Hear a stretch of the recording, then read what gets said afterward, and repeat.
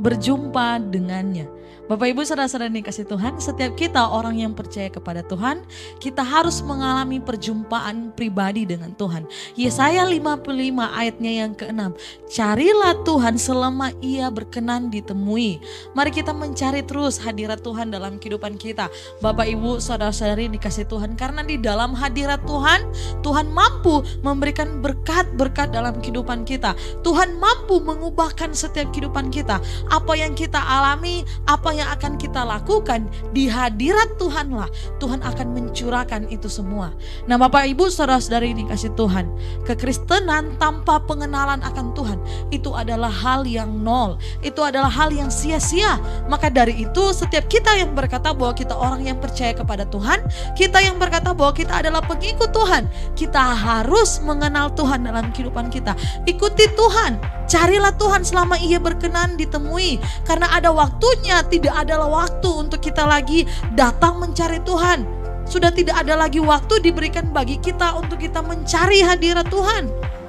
Bapak Ibu saudara-saudara dikasih Tuhan, ketika kita datang kepada Tuhan, mencari Tuhan, ada banyak hal yang akan terjadi dalam kehidupan kita.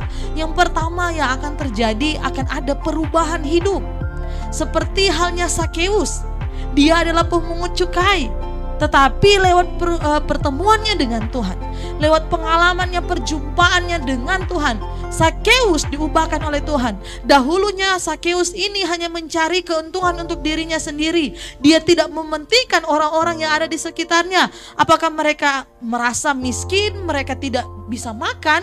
Tetapi Sakeus, dia mencari keuntungan untuk dirinya sendiri. Lewat perjumpaan dengan Tuhan, hidup Sakeus diubahkan oleh Tuhan.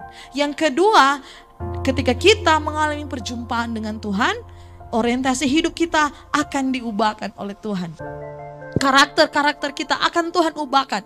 Perempuan Samaria, dia dahulunya adalah perempuan yang melakukan dosa. Hidupnya selalu dia lakukan adalah hal-hal yang menuju kepada hawa nafsu. Tetapi lewat perjumpaannya dengan Tuhan, lihat apa yang terjadi dengan perempuan Samaria. Dia menjadi saksi bagi Tuhan.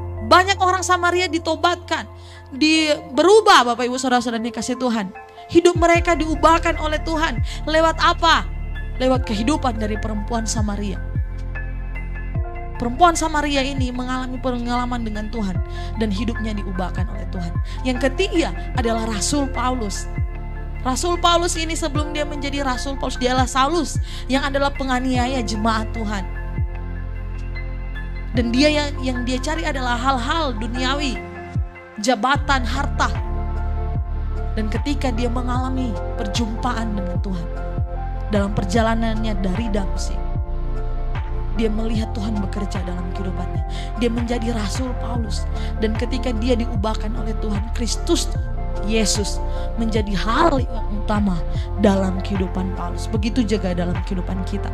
Sakit penyakit yang kita alami, pergumulan hidup, masalah ekonomi yang kita hadapi hari-hari ini, akan Tuhan ubahkan lewat perjumpaan kita dengan Tuhan. Jangan hanya menjadi orang Kristen yang tahu akan Tuhan, tetapi kita harus mengalami hubungan pribadi akan Tuhan, agar supaya ketika pencobaan datang, tantangan datang, kita akan menjadi orang-orang yang mengatakan Tuhan Yesus baik. Kita tidak akan mudah sakit hati, tetapi kita akan selalu berkata bahwa Tuhan Yesus adalah Tuhan yang baik. Puji Tuhan, Tuhan Yesus memberkati.